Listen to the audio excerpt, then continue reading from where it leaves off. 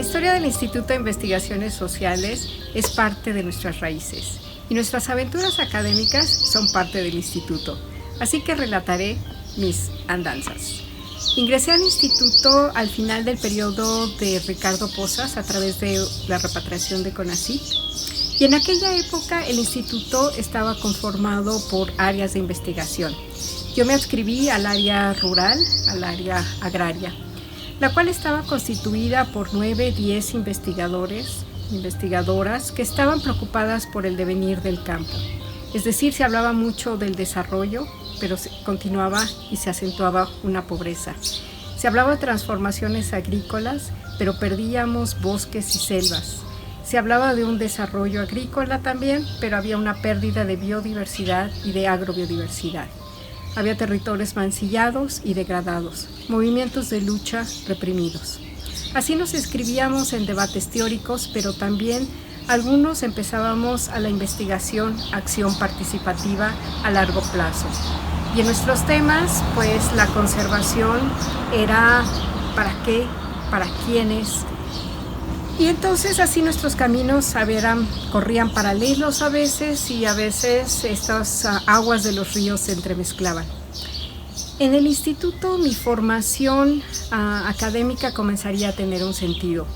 Soy bióloga de la Facultad de Ciencias en la UNAM, visitante de las aulas chapingueras con el maestro Hernández Xolocotzi, dirigida también por antropólogos, por maestros de la Escuela Nacional de Antropología e Historia, Armando Bartra, Canclini, Menéndez, y incursionaba igualmente con mis estudios doctorales, donde se planteaban controversias acerca de las utopías, acerca del ecodesarrollo, pero también, ¿no?, de los despojos socioambientales en África, en Latinoamérica, donde no había o donde había un progreso inexistente.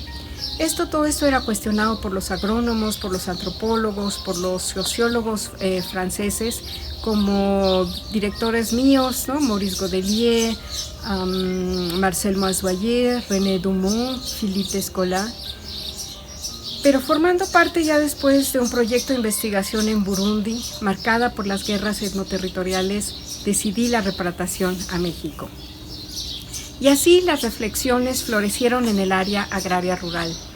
Mis colegas las enriquecían por sus experiencias en Guerrero, en Oaxaca, en San Quintín, en el mundo maya, y Luisa Paré y yo en Veracruz, para construir alternativas de autonomía y de autodeterminación con las familias nahuas y popolucas.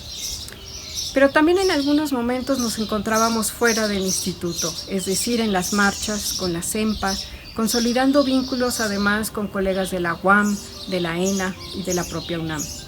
Y el instituto siempre ofreció esos espacios de reflexiones teóricas y políticas intra e interinstitucionales, por lo que mis líneas de investigación se fueron entretejiendo.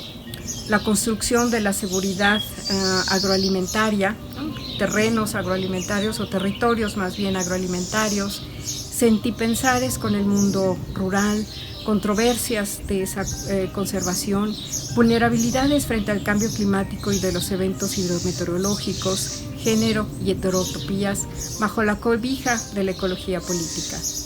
Así salieron artículos, libros, que también gracias a la diligencia de todo el personal administrativo, del personal de cómputo y de la biblioteca y a todo el personal en general. A pesar de este patrimonio urdido en las áreas de investigación, este esquema institucional era poco fluido.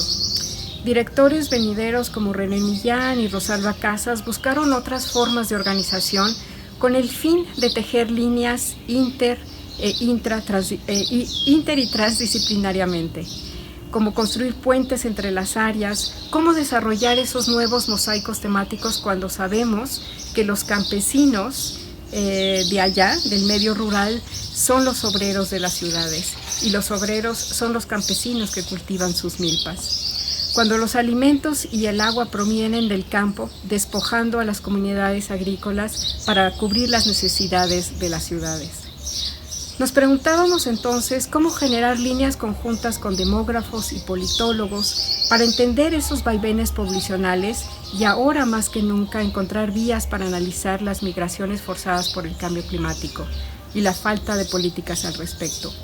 ¿Cómo analizar conjuntamente las relaciones de poder en esos enfrentamientos entre políticas agrícolas y políticas socioambientales?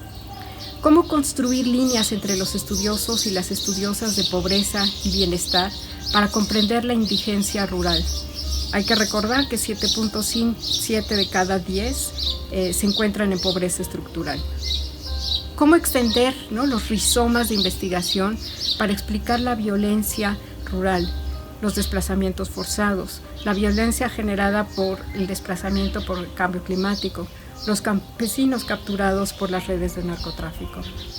Así, desde mi perspectiva, es en este entrelace de saberes, experiencias e inquietudes, a veces angustiantes, donde debería radicar la fortaleza académica y el horizonte político futuro del Instituto.